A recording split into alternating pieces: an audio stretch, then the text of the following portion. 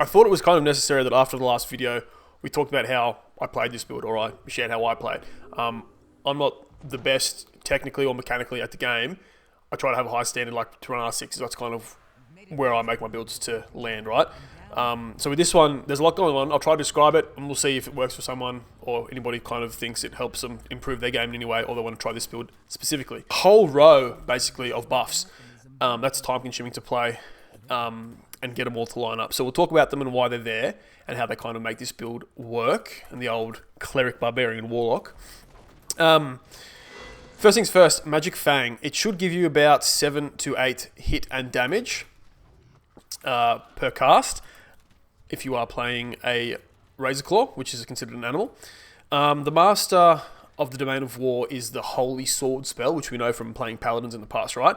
So we've got an 18 to 20 times 4, and if we cast that Holy Sword spell, we now have 17 to 20 times 4. So that's where we're getting an extra crit range from that spell. Next, obviously, Farm, shit like that. Farm, True Seeing, there's just long-term buffs. You got your Death Wards, you got your Night Shields. That's great. And then you've also got Recitation here, which is an AoE. That's just basically a luck bonus to your attack rolls.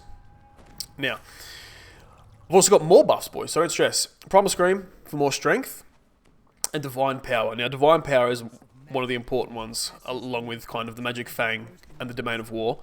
The Divine Power increases your base attack bonus. So when you cast it, you'll get like 5 to hit, which is, I think that's pretty big. And the reason is the Cleric and the Warlock don't get 1 base attack bonus per level. So a Divine Power is a good spell. It also gives strength, but that's not really important. Another short-term buff here is Divine Favor. Divine Favor is like a single target prayer, basically. You just get like a luck bonus for attacks and damage. Whereas if you cast Prayer, which is AoE, you'll get the same bonus, but it's AoE, and it also has a debuff portion. So basically, you don't necessarily need to cast the single target Divine Favor. You can just drop a prayer, right? Now, lastly, we have Bless. Bless is AoE, and it's kind of long term. However, it's kind of important because it does give you a morale bonus to hit, right? But not damage, just to hit. Hit's important. So basically, from buffs, you've got like 20 to hit just there, and they're just spells. Now, after spells, there's more important things like your Trance, Divine Might. You should have a swap for that, which I am not having at the moment. So the Divine Might Trance, as we've talked about, it's half of your Charisma modifier to hit and damage in Cyberforce. I've got 22 Charisma modifier at the moment, which should be 24. So it's going to give me 11 hit and damage, right? Which is pretty good. So just double check that. We've got 155 to hit at the moment and 109 damage. Hit that, jumps up to 166 to hit and 120 damage. You also have the Vistani Fortune short 1 minute debuff. Oh, debuff. 1 minute buff, which is just random. It's just cool to click sometimes. I have another Sneaky Shadows, which is another 1 minute buff, which gives you increased damage. And now the really, really short-term buffs here are the Turn Undead, the Howl, and the Haste Boost, right? So what the Turn Undead does in this build, it gives you Blessings of War. And Blessings of War gives you an increased bit of damage with all weapons, right? It gives it to everybody, so it's a good little buff. I think it's like 7 damage maybe. Is that right? Might be melee power. Anyway, there's also Raw. Raw should give you about fucking 14 attack, apparently. And then there's also Haste Boost. Haste Boost is very, very important because that's where all your damage comes from, right? And finally, guys, because we are actually a barbarian, we want to make sure we're using the Razor Claw Shifter Rage. Now, it only lasts about 3 minutes on this build, so you need to make sure you do your careful guys. You need to do your spells before you cast your rage, because unless you've chosen to cast while raging, you cannot cast while raging, right?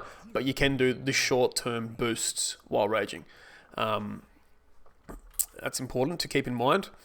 And also, while you're raging, you will get that extra crit multiplier, the primal crit multiplier, which comes from the top of the shifter tree there. While under the effects of Razor Claw Shift, which is basically a barbarian rage, but you have to use the Razor Claw version, you get +2 to hit and damage with hand wraps and the primal bonus to critical multiplier.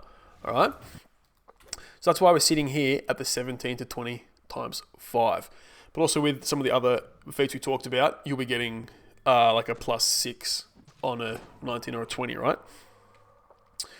So that's basically that and how it runs. And as you can see, there's so many buffs and enhancements that what happens is you spend half the time just doing all your buffs, so you're not actually killing anything. So that management is what makes the build hard to play. Like, you need to get everything, all your buffs up, be moving, all your short-term buffs as you need them, keeping them all like rotating through smoothly, using your haste boosts in your fight, keeping in mind that your haste boosts should recharge because of the, I think it's in Legendary Dreadnought, you've got, the Dusk Surge. Okay. So that's another thing. I guess I didn't really talk about Destinies. I think it's important to go Dreadnought and Fury of the Wild on this build for a lot of the double strike enhancements that are there. There's obviously other good things. There's the Pulverizer at the top of the Dreadnought tree, which is more crit multiplier on your 19 and 20. And shit. Just quick kill this stuff. You see the damage is not too bad. Just tearing mobs apart pretty quick. Oh, he dodged me. Hello. So I'm currently in Grandmaster of Flowers as my third Destiny tree. It's got a bit of double strike in there. However, depending on what you're into, a lot of the other trees have some handy buffs as well. And it's up to you what you take. Maybe you take a few points out of Fury and you take Draconic Incarnation, and in that you can get Cast While Raging just to make things easy for you. Or what you can also do is have a look at, I think it's the Divine Crusader, and there's also, there's some other ones. So that's up to you. That is flexible. It depends what you want or what you need. As I said, it's kind of a play style preference for that third tree for these buffs. Because there's so many buffs, when it comes to Sentient filigrees, I've put my prowess on my main weapon. That is not min-maxing, really. You should have a swap for prowess. However, I understand a lot of people don't really have given a swap item or a fully leveled Sentient item. So that's another reason I chose to do this. Like, my own laziness, I understand that it's hard to get a stacked item and all that jazz. But the prowess melee power is, it's plus 50 melee power for 10 seconds. And because your boosts do regenerate and you've got so many, it seems good to use like that. But when I swap weapons, I don't know if other people get this, but when I swap weapons, usually I lag. So I'm losing like 1 or 2 seconds of that buff and that melee power there. So to me, it's not really worth it. So it's just how I'm running at the moment. And also my secondary weapon, which I use when I rage, I've just got like a 5-slot secondary item, which has the Blood Feast. This Blood Feast thing, when you use it when you rage, you get like 1,000 HP, right? And I've got it put into the Staff of the Summer Solstice because that actually has... it's basically Affirmation. It's called Titania's Warmth, but it's basically Affirmation, which gives you another 1,000 temp HP. So I can get 2,000 temp HP from this weapon if I need to, right? And on the main weapon here, as we were saying, the sets that we're really looking out for that I think are good are basically Sucker Punch, 1 against many, which is a raid filigree, right? It's got the +2 strength on it. You want one of those on the weapon, and you want one of those on your artifact. You also want Dreadbringer. The reason I like Dreadbringer is because it has Fort Bypass and melee power.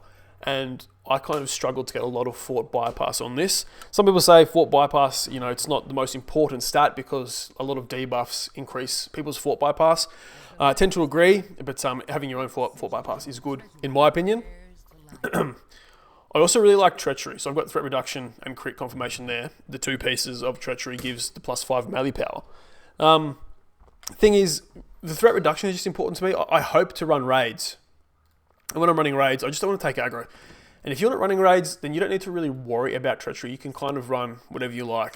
And as you can see in my artifact here, I've got another 2 pieces of Dreadbringer, just melee power and strength. We're trying to focus on melee power and strength for the damage.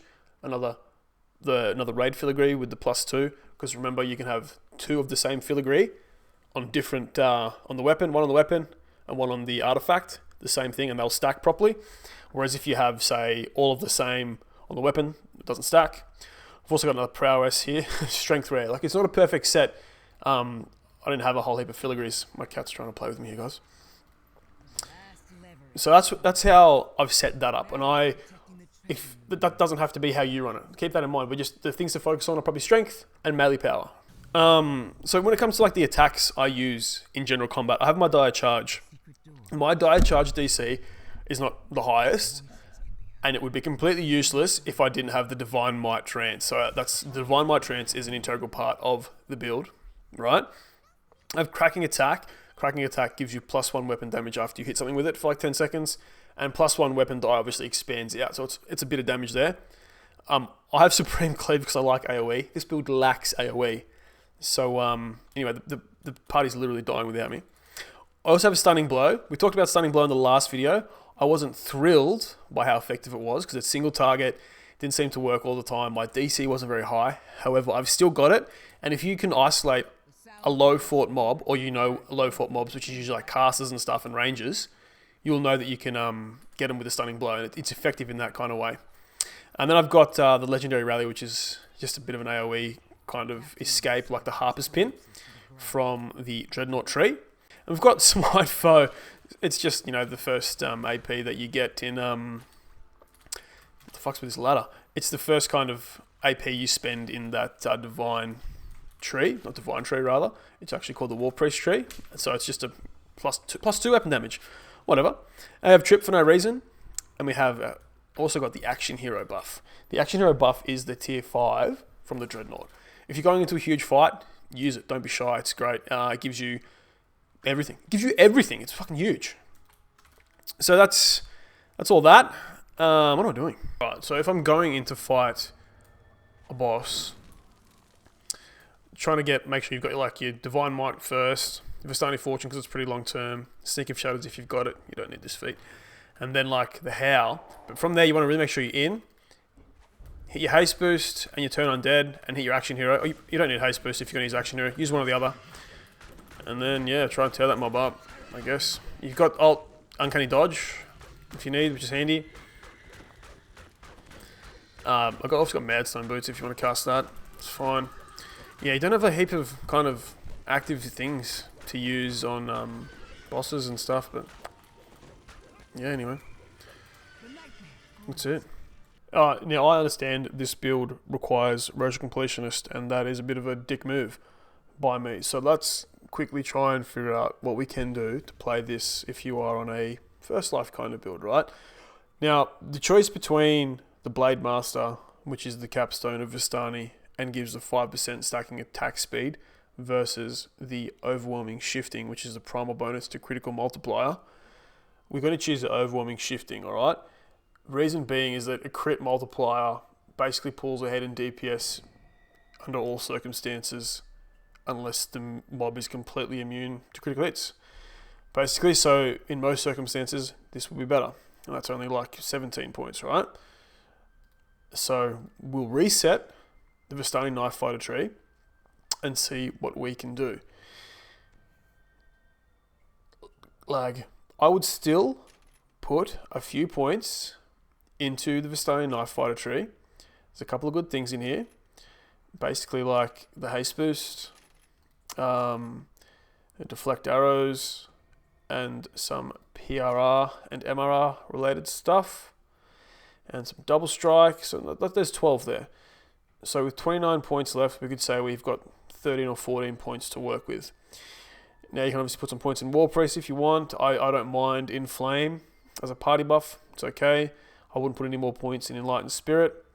If you want to heal people, you can put some points into Radiant Servant and get the little healing burst, positive energy burst. Probably not the best. Remember, that's not going to be damage.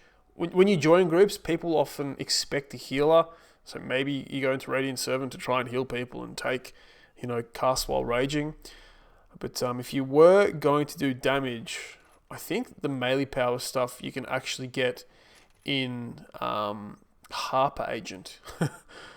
Might be the best. I don't know. It's a bit awkward, isn't it? Little bit awkward.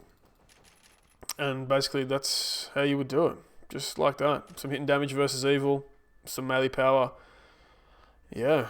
I get that. Looking at the build now, it is a little bit awkward when it is not a racial completionist. So there's the 17 points remaining.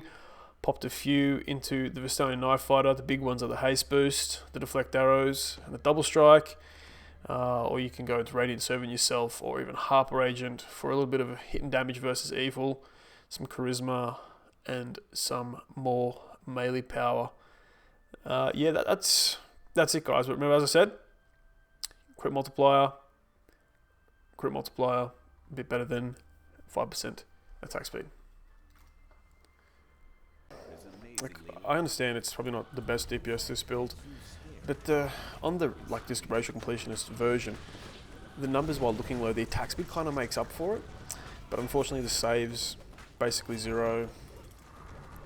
I think I'd actually prefer to be able to cast while raging on this particular split. I'd also kind of prefer maybe quicken would be cool, even extend, but kind of useless feats when you're trying to get more DPS, right? The amount of short-term buffs make the build seem really complex, but I'm not a caster that's trying to perfectly know every mob's weakness or vulnerabilities, right? It's a lot easier than that. I actually think a fighter variant would be better, but there's a lot of flavour and spice in this, so that kind of makes it cool.